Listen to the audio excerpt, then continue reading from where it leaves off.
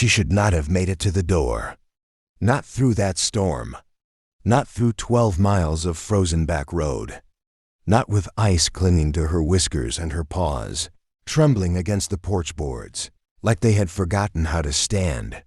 But at 2:17 in the morning, while the whole northern edge of Maine slept beneath a hard white sky, Staff Sergeant Caleb Walker heard 3 weak scratches at his front door. At first, he thought it was a branch. The wind had been throwing pine limbs against the cabin all night, dragging them over the roof with a sound like fingernails across old wood. The thermometer outside the kitchen window read 8. The power had flickered twice. In the fireplace, the last split log glowed orange under a skin of ash, and the air smelled of cedar smoke, black coffee, and the kind of loneliness that settles into a house when no one has spoken inside it for days. Caleb sat up on the couch, one hand already reaching for the flashlight beside him. Old habits, marine habits. Listen first. Move slow. Trust the sound before you trust your fear. The scratching came again, softer this time. Then a low whimper so thin the wind almost swallowed it. Caleb froze. He had heard men call for help in storms before. He had spent years trying not to hear it again. For a moment he stayed still, staring at the door as if the past itself had come knocking. Then he stood, crossed the room in wool socks and faded jeans, and turned the deadbolt. The cold hit him first. It rushed in hard, carrying snowflakes, pine resin, and something sharp beneath it, the scent of wet fur and panic. On the porch stood a German shepherd, female, sable coat darkened by ice, ears low, amber eyes locked on his with a desperate steadiness that made his breath catch. She was not barking, she was not begging, she was holding on. Her legs shook beneath her. Frost crusted along her muzzle.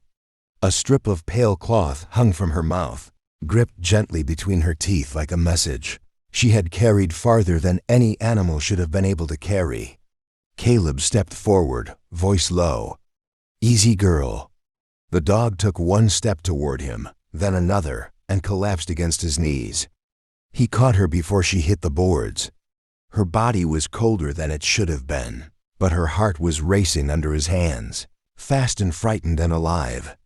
"I've got you," he whispered, though he wasn't sure who needed to hear it more. He pulled her inside, kicked the door shut against the storm, and laid her near the fire on an old braided rug. The shepherd lifted her head at once. Not toward the warmth, not toward the bowl of water. He sat down. Toward the door, Caleb frowned. "No, you're staying right. Here." But she pushed herself up on shaking legs and stumbled after him, pressing her nose into his sleeve, then turning back to the door, with a sound that was not quite a whine and not quite a command. That was when Caleb noticed the cloth she had dropped on the floor. A small square of flannel blue, torn at the corner, wrapped around something metal. He bent and picked it up. An old dog tag scratched nearly smooth caught the firelight in his palm. Before he could read the name, the shepherd gave one broken cry and clawed once at the door. Then, somewhere beyond the porch, beneath the roar of wind and the trees bending under snow, Caleb heard it. One tiny cry, then another, then a third. So faint they seemed to come from the storm itself. Caleb looked at the German shepherd. She looked back at him, eyes burning with a plea too deep for words. And in that instant, the cold room changed. This was not a stray asking for shelter. This was a mother asking for a miracle. Caleb stood with the old dog tag in his palm, feeling the cold of it bite into his skin, even beside the fire. The letters were worn almost flat, but one name still held beneath the scratches. Hail. For a few seconds, the cabin seemed to lose all sound, except the wind shoving at the walls and the German shepherd breathing hard near his boots. Hill was not a common name to Caleb. It belonged to a man he had tried for years not to remember after midnight. Corporal Ryan Hail had been 29, loud when he laughed, quiet when it mattered. The kind of Marine who could make black coffee over a field stove taste like Sunday morning. He had once told Caleb that no one was truly lost as long as someone still answered when they called. Caleb had believed him then. He had believed a lot of things before the winter training, accident in the White Mountains, before a sudden storm rolled in over the ridge, before radios went thin with static, before one voice called his name through snow and distance, and then faded into a silence Caleb carried home like a second spine. That was 7 years ago. Since then, Caleb had built his life around closed doors. He bought the cabin outside Ashford, far enough from town that visitors needed a reason, and most people stopped needing one. He stacked his own firewood, fixed his own truck, ate dinner standing over the sink, and let the answering machine take calls after sundown. In town, people called him polite. They also called him hard to reach. Both were true. He was 37 now, broad-shouldered, but lean from work instead of drills, with close-cut brown hair, beginning to gray at the sides, and blue eyes that scanned rooms before they softened. His Marine Corps jacket still hung by the door, faded at the elbows, the flag patch worn smooth from years of weather. He did not wear it for pride. He wore it because some promises stayed warmer than wool. The German shepherd staggered toward the door again, her nails clicking across the floorboards. Caleb snapped back into the present. "All right," he said, voice rough. "Show me." He pulled on boots, gloves, and the old jacket, then wrapped a dry towel around the dog as best he could. She resisted only long enough to keep her head free, eyes fixed on the storm outside. When he opened the door, the night rushed in white and wild. Snow blew sideways across the porch. The beam of his flashlight cut through it in a trembling cone, catching the fresh path she had made coming in. Small drops of melted ice and paw prints already filling with powder. Caleb stepped out first, then turned. "Stay close." The shepherd moved past him, weak but certain, limping down the porch steps and into the yard. Every few feet, she looked back to make sure he followed. Beyond the woodshed, past the split rail fence, the trees stood black against the snow, their branches bent low like old men in prayer. Caleb knew that land. He knew every ditch, every stump, every place the ground dipped under the drifts. But tonight it felt unfamiliar, as if the storm had laid another world over his own. Then his flashlight caught something near the driveway. Tire tracks, wide ones too fresh to be from his truck. They curved in from the county road, stopped near the old service gate, and backed out again in a hurry. Caleb lowered the beam, his jaw tightening. Nobody came this far by accident in weather like this. The shepherd gave a soft, urgent cry from the treine. Caleb turned toward her. She was standing beside the first pines, shaking hard, but refusing to fall. Behind her, the darkness seemed to breathe. From somewhere deeper in the trees came that same sound again, tiny, broken, alive. Caleb swallowed against the ache rising in his chest. 7 years ago, he had lost a voice in the snow. Tonight, 3 little voices were still calling. The shepherd did not move like a wounded animal anymore. She moved like a soldier with one last order to finish. Caleb followed her through the first line of pines, flashlight raised, boots sinking 6 inches into the fresh snow. The storm pressed hard against his face, needling his cheeks, stealing warmth from his breath before it could leave his mouth. Every few steps, the dog stopped, turned, and waited for him with those amber eyes burning through the dark. She was weak. He could see it in the treble along her back in the way. One hind leg dragged for half a second before she corrected it. But she would not let herself be carried. Not yet. Not while something smaller than fear was still crying ahead of them. "Easy," Caleb murmured, though the word vanished into the wind. "I am right behind you." The trees thickened near the north edge of his property, where an old logging path bent toward a shed he had not used in years. It had belonged to the man who owned the land before him. A narrow structure of gray boards and a sagging tin roof half hidden behind spruce and snow-bare brush. Caleb had meant to tear it down every summer. Every summer he found a reason not to. Tonight it stood in the beam of his flashlight like a forgotten chapel, crooked, silent, waiting. The shepherd reached the door and placed one paw against it. Then she looked back. Caleb saw the edge of panic in her eyes and understood. She had made it this far once. She could not open what came next.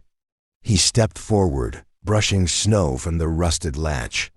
It was not locked, just frozen stiff. He pulled once. Nothing. The dog went low and frantic, and scraped at the bottom plank. From inside came a tiny sound. Barely there, a thread of life under wood and weather.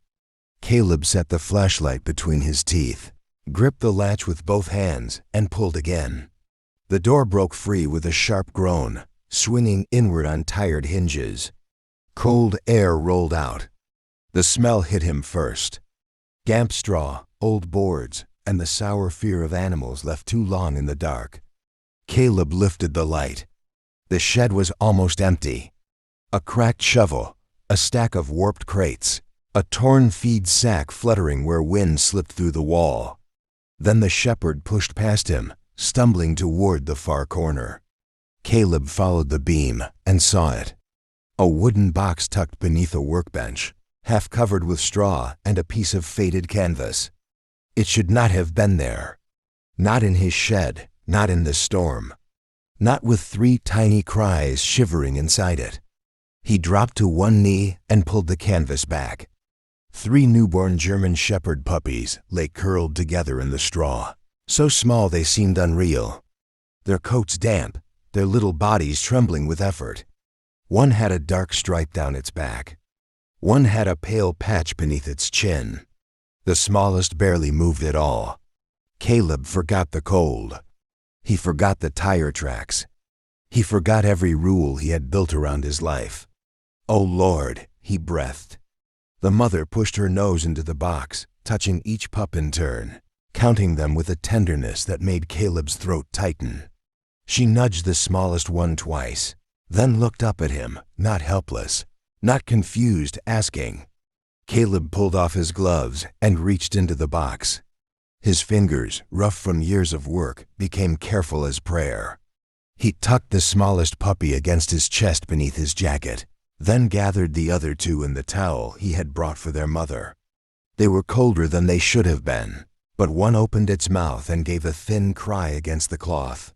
Alive, still alive. The shepherd swayed beside him. Caleb caught her by the collar mark at her neck, steadying her with his forearm. "You did good, girl," he whispered. "You brought me here." As he lifted the towel bundle, something shifted beneath the straw. A white envelope slid into view, clean enough to mean it had been placed there recently. Caleb stared at it. His name was not on it. No address, just 5 words written in hurried black marker. "Do not let them find her." The wind pushed against the shed walls, making the boards creak like an old warning.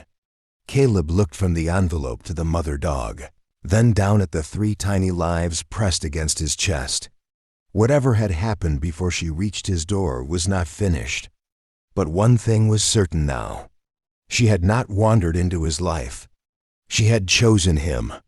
Caleb carried the puppies against his chest and kept one hand on the German shepherd's shoulder as they fought their way back through the trees.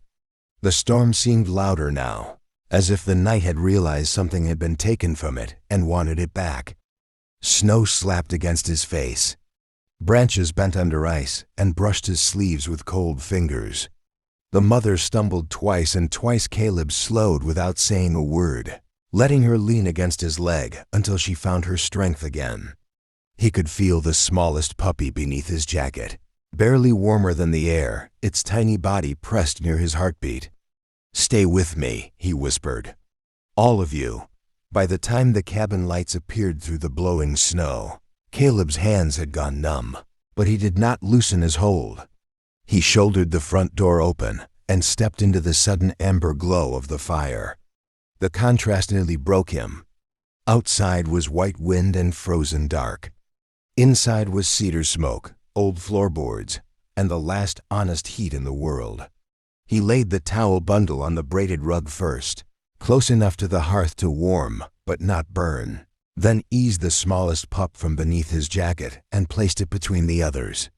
The mother pushed forward at once, trembling so hard her teeth clicked softly, but still lowering herself around them in a protective curve. Her nose moved from one pup to the next, careful, urgent, counting again. Caleb knelt beside her. "You need a name," he said, voice low. "Cannot keep calling you girl." The shepherd looked at him, eyes heavy with exhaustion, but steady. He thought of the word miracle, but it felt too big for a creature so tired. He thought of courage, but she had already proven that.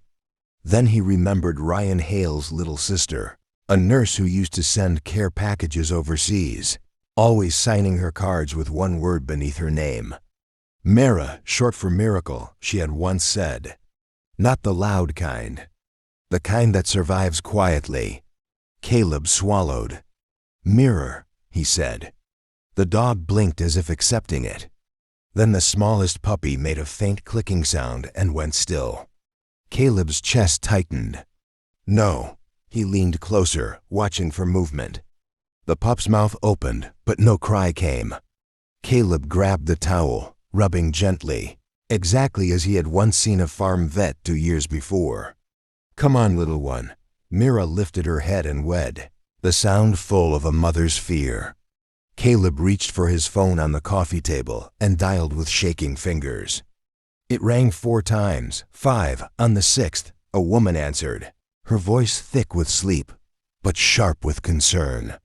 "Carter Veterinary Clinic Emergency Line." "Emily, it is Caleb Walker." Silence shifted on the other end, turning instantly awake. "Caleb, are you hurt?" "Not me." German Shepherd mother. 3 newborn pups, exposure. 1 is fading. He heard movement, drawers opening, keys being grabbed. Dr. Emily. Carter had patched up half the working dogs in Ashford County and once drove.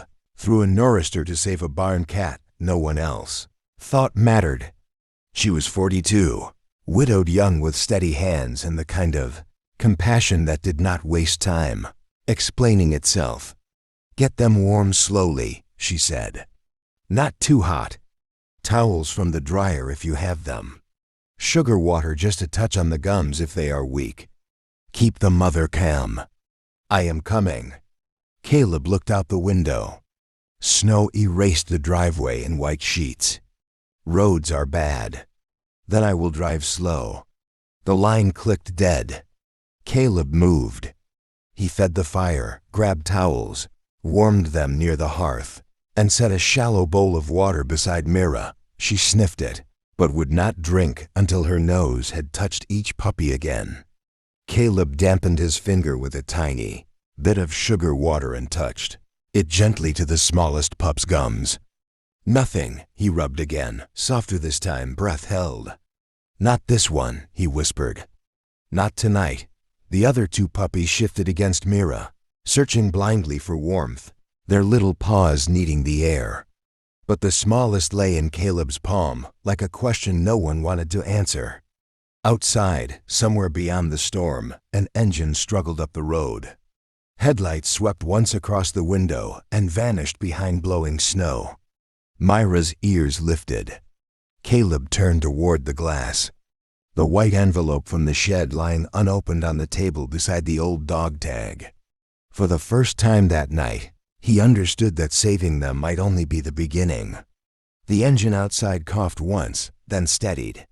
Caleb rose from the rug, with the smallest puppy cupped in one hand and pulled the curtain back just enough to see a pair of headlights pushing through the snow. A dark green Subaru eased into the driveway, tires crunching over ice, its hazard lights blinking softly against the white. Dr. Emily. Carter stepped out with a medical bag in one hand and a wool cap pulled low over her auburn hair. The wind hit her sideways, But she lowered her shoulder and kept walking, boots sinking deep, face set with the calm urgency of someone who had learned long ago that panic never saved a life. Caleb opened the door before she knocked. "Kitchen," he said. Emily nodded once and came in with snow clinging to her coat. She paused only when she saw a mirror curled around the two moving pups, amber eyes watching every breath in the room. "Oh, sweetheart," Emily whispered, and something in her voice softened the air. Then she saw the tiny pup in Caleb's palm. The softness vanished. Towels, lamp, clear the table. Caleb moved without question. In less than a minute, the cabin became something between a field station and a prayer room. Emily spread a clean towel on the kitchen table, set a small warming pad beneath it, and opened her bag with precise hands. The fire popped behind them. The old wall clock ticked too loudly. Mira tried to rise, but Caleb knelt beside her and placed one steady hand against her shoulder. "Stay, Mira, she is helping." Emily looked up briefly. Mira, that is her name now. Emily gave the smallest nod as if there was no argument to be made against a name earned in a storm. She checked the puppy with 2 fingers, then lowered her ear close. Caleb watched her face, searching for hope before she spoke. Emily did not give him false comfort. "She is very cold," she said, "but not gone." The words entered Caleb like oxygen. He released a breath he had been holding since the shed. Emily rubbed the pup gently, warmed a small dropper between her palms, and touched a careful amount of glucose solution to its mouth. "Come on, little one," she murmured. "You made it this far." Mira whined from the rug. The other 2 puppies rooted blindly against her belly, weak but determined. Emily glanced over. Then her eyes narrowed at the mother's neck. "Caleb, bring the lantern closer." He did. Emily parted the damp fur with careful fingers and studied the bare ring, where a collar had once sat too tight for too long. There were old rubbed places in the coat. Not fresh wounds, but marks of confinement, neglect, and escape. Emily's expression changed. Not anger, something colder and cleaner. Recognition. "This dog did not get lost," she said quietly. "She got away." Caleb looked toward the table where the envelope lay beside the old dog tag. "I found something in the shed." Emily followed his eyes. "What kind of something?" "A note. Read it." Caleb hesitated, then picked up the envelope with his free hand. It had no seal. Inside was a folded page torn from a feed receipt. The writing was hurried, uneven, the ink smudged at the edges. He read it aloud, his voice low. Her name was listed as breeding stock. They were coming back after the storm. I could not leave the pups there. "I am sorry I used your shed." Ryan said if anything ever went wrong, Caleb Walker was the one man who would open the door. The room went still. Even the wind seemed to pull back from the windows. Caleb stared at the page, feeling the name strike the place inside him. He kept covered. Ryan, Emily, looked from the note to the dog tag on the table. "Caleb." He did not answer. His jaw worked once, but no sound came. Mira lifted her head, watching him as if she had carried more than her puppies through the snow. Emily returned to the tiny pup, but her voice softened. "Whoever wrote that knew your friend." Caleb closed his fingers around the dog tag. The metal was warmer now from the house, but the past inside, it was still cold. Then, in the hush between one gust of wind and the next, the smallest puppy twitched beneath Emily's hand. A thin breath moved through its body. Emily leaned closer. Caleb did too. Mira gave one soft cry from the rug. The puppy's mouth opened, and a sound no louder than a match flame slipped into the room. Emily smiled, tired and bright. "There she is." Caleb bowed his head over the table, not hiding the tears that came this time. Outside, the storm kept raging across the Maine woods. Inside, for lives had begun to pull warmth back into a house that had forgotten how to receive it. Caleb named the smallest puppy Grace, because no other word fit something that had almost slipped away and still found its way back. She lay on the warming towel beneath Emily's careful hands, no bigger than a folded work glove, her tiny chest rising in uneven little poles. Each breath seemed borrowed. Each breath seemed holy. Mira watched from the rug, exhausted but alert, her head resting beside the other two pups, as if she could hold the whole room together by refusing to close her eyes. Caleb crouched between them, one hand near Myra's shoulder, the other gripping Ryan Hale's dog tag so tightly the worn edge pressed into his palm. The name on the note kept moving through him like a low bell. Ryan said if anything ever went wrong. Caleb had not heard that voice in 7 years, but suddenly it was everywhere. In the wind under the door, in the crackle of the fire, in the soft, stubborn breath of a puppy that should have been gone. Emily adjusted the towel around Grace and spoke without looking up. She is not out of danger yet. None of them are. The next hour matters. Caleb nodded.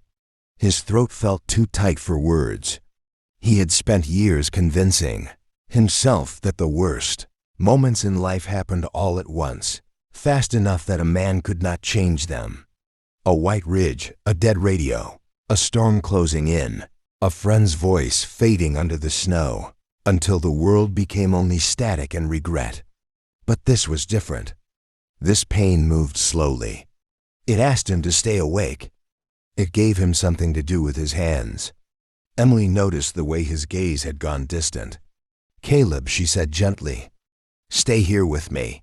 He blinked and looked at her. "I am here." "No," she said softer now. "Here." She nodded toward Grace. With her, Caleb looked down at the puppy. Her mouth opened once, but no sound came out. Her little paws trembled against the towel. He leaned closer, lowering his voice to the quiet tone he used years ago with young Marines on their first freezing night in the field. "You listen to me, Grace. You do not have to do much. Just the next breath. That is all. One more."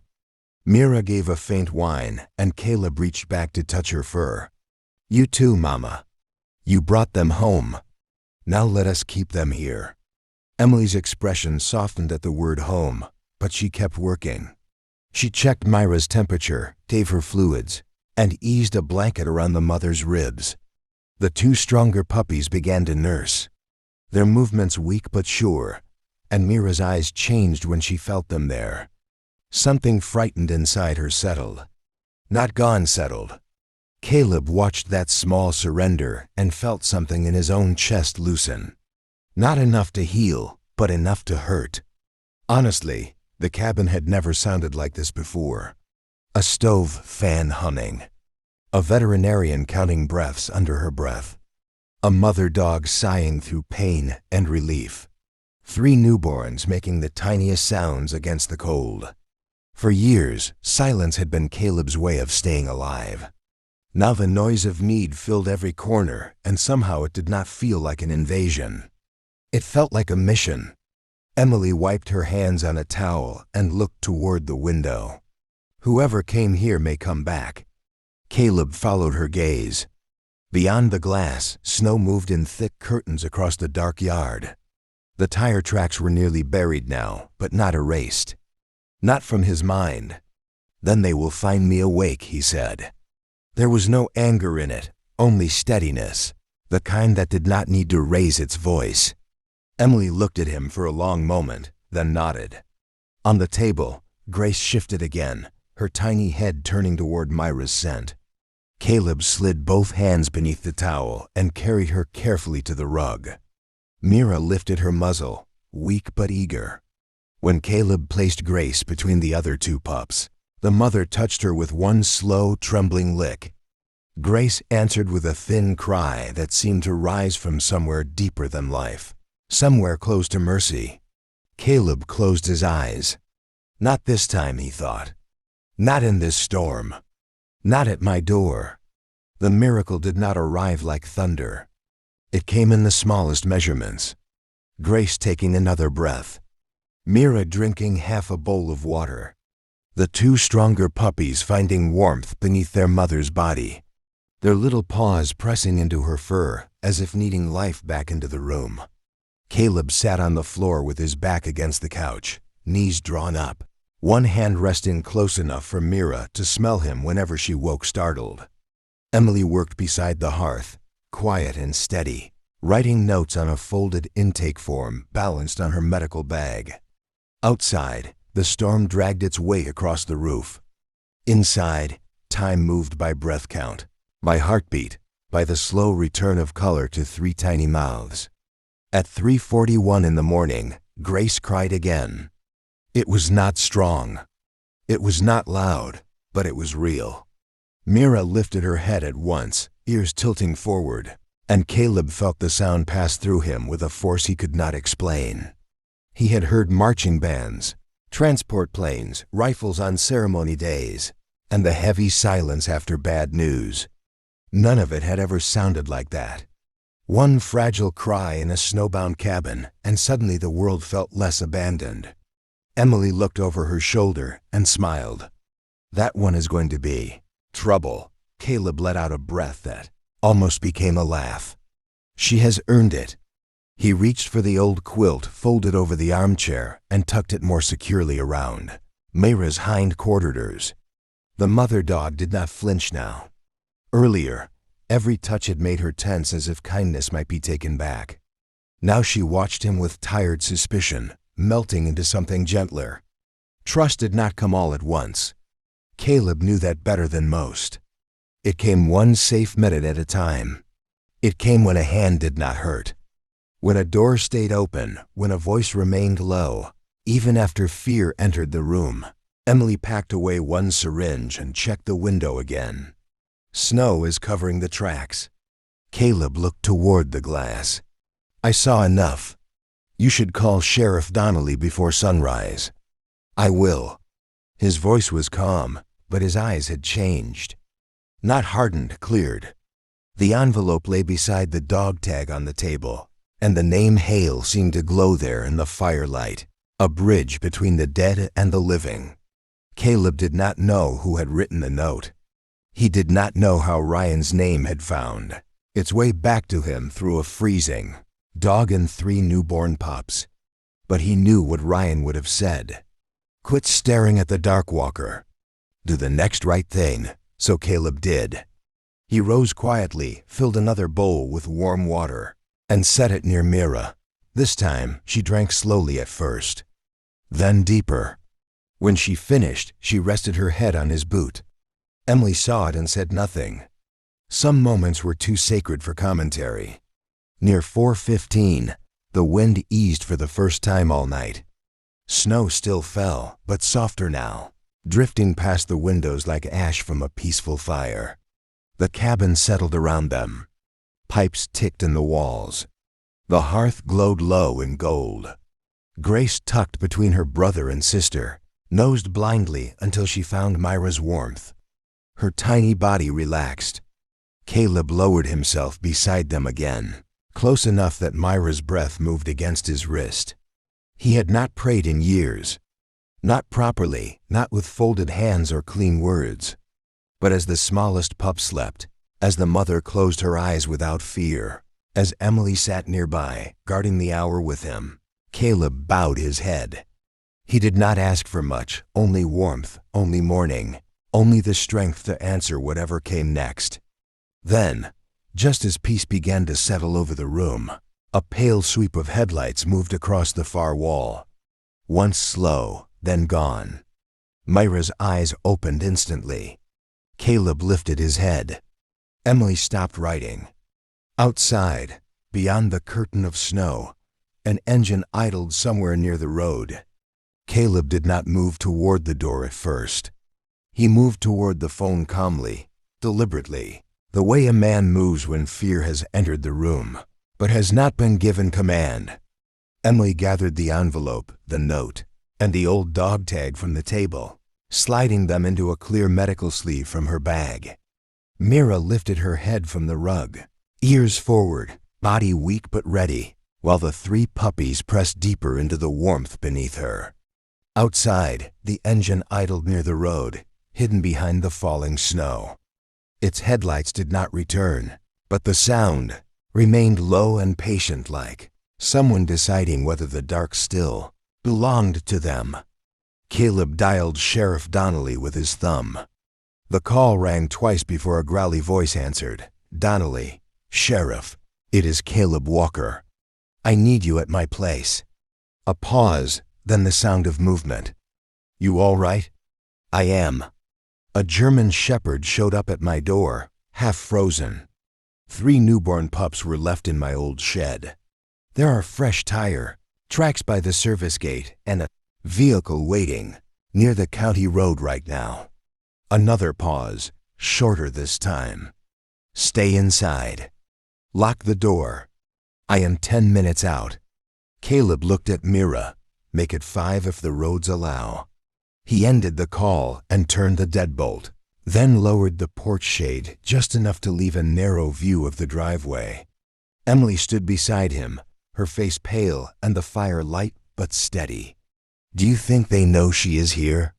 Caleb kept his eyes on the window.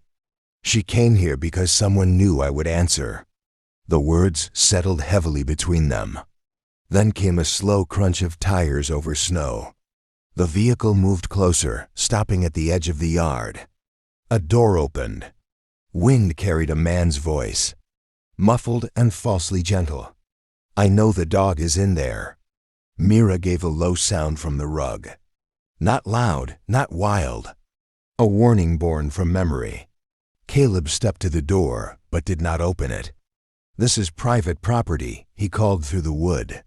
"Sheriff is on the way." Silence. Then the voice again. Cooler now. "That animal belongs to a licensed facility." She wandered off. "I am here to collect her before she causes trouble." Emily's hand tightened around the evidence sleeve. Caleb looked back at Mira. The mother dog had struggled upright, legs shaking beneath her, placing herself between the door and the pups though she could barely stand. That was all Caleb needed. He faced the door again. "No, sir, she is not leaving this house tonight." The man outside exhaled hard, the sound almost lost in the wind. "You do not understand what you are getting involved in." Caleb's voice stayed low. "I understand a mother in a storm. I understand a locked box in my shed. I understand a note asking me not to let anyone find her. That is enough." From the road came the distant rise of another engine, then the soft flash of red and blue through the snow. Sheriff Donnie's cruiser rolled into view, followed by a county animal services truck. The man outside stepped back from the porch light as if daylight had arrived too early. Caleb opened the door only when he saw Donnelly coming up the walk, hat pulled low, coat dusted white, one hand raised in greeting. "Morning, Caleb," the sheriff said, though morning had not yet broken. His eyes moved from Caleb to Emily, then past them to Mira and the pups. Something in his expression softened before duty returned. "Ma'am, you have the note." Emily handed it over. "And medical observations. Old collar injury, exposure, signs of neglect. The puppies need protection tonight." Donnelly nodded, then turned to the man in the yard. "We can discuss ownership at the station. Right now, you can step away from that porch." No one shouted. No one rushed. The storm itself seemed to hold its breath while quiet justice took shape under the porch light. Caleb stood in the doorway, broad shoulders blocking the cold from entering, and Mira, trembling behind him, lowered herself back beside her puppies. For the first time since she had reached his door, she closed her eyes. Not because she had given up, because someone else was finally standing guard. By sunrise, the storm had spent itself over the Maine woods, leaving the world quiet and white and strangely new. Snow clung to every pine branch beyond Caleb's cabin, and the first pale light turned the drifts blue along the fence line. Sheriff Donnelly had gone before dawn with the man from the road, the note, the photographs, and enough questions to keep the county busy for a long while. Emily stayed until the puppies were stable, until Mira drank again, until Grace gave one more small cry and the room seemed to breathe with her. When Emily finally zipped her coat and stepped toward the door, she looked back at Caleb sitting on the floor beside the German shepherd and her pups. "You know they cannot go anywhere for a while," she said. Caleb looked down at Mira, whose head rested on the edge of his boot as if it had always belonged there. "I know," Emily studied him with a tired smile, and after a while, Caleb did not answer right away. Outside, the last flakes drifted down without urgency. Inside, Hope and Scout slept pressed against their mother, while Grace, the smallest, twitched in a dream no bigger than a heartbeat. The cabin smelled of warm towels, wood smoke, coffee, and milk. It no longer smelled lonely. Caleb reached out and gently touched the space between Myra's ears. She opened one amber eye, saw that it was him, and closed it again. "Trust, one safe minute at a time." "After a while," he said quietly, "they will still be home." Emily nodded like she had known before he did. She left a bag of supplies on the kitchen chair, gave him instructions he would follow with marine precision, and drove slowly down the road as morning widened across the trees. Caleb stood at the window until her tail lights disappeared. Then he turned back to the room that had changed overnight. The old dog tag lay on the table, clean now, the name Hail catching a thin strip of sunlight. Caleb picked it up and held it in his palm. For years, that name had been a wound he refused to touch. Now it felt like a hand on his shoulder, guiding him back toward the living. He clipped the tag to a small nail beside the front door, not as a memorial to pain, but as a reminder of the promise that had found its way through snow. Weeks passed. The county investigation moved quietly, and Mira was never returned to the place she had escaped. Caleb built a whelping box near the hearth, then a fence behind the cabin when the pups learned to wobble, tumble, and bite at his bootlaces with serious little growls. Hope was bold, always first to climb over folded blankets. Scout followed every sound, nose working like a compass. Grace remained the smallest, but when she barked for the first time, Caleb laughed so hard he had to sit down on the porch steps. Mira watched all of it from the doorway. Stronger now. Her sable coat brushed clean, her eyes no longer searching every shadow for danger. Spring came late that year. Snow melted from the roof in silver threads. Brown grass showed beneath the drifts. The old shed was repaired, not torn down, its door painted red, and its floor swept clean. Caleb still woke sometimes before dawn, heart tight from dreams of white ridges and fading voices. But now when he opened his eyes, he heard breathing for steady rhythms from the rug beside his bed, 1 deep, 3 small. On the first warm morning of May, Caleb opened the front door and let the sunlight pour across the threshold where Mira had once fallen into his arms. She stepped outside with her puppies bouncing around her legs. And for a moment, Caleb simply stood there, one hand on the doorframe, watching life move through the yard he had thought would stay silent forever. Some miracles do not announce themselves. They arrive cold, tired, and trembling. They scratch once at a closed door,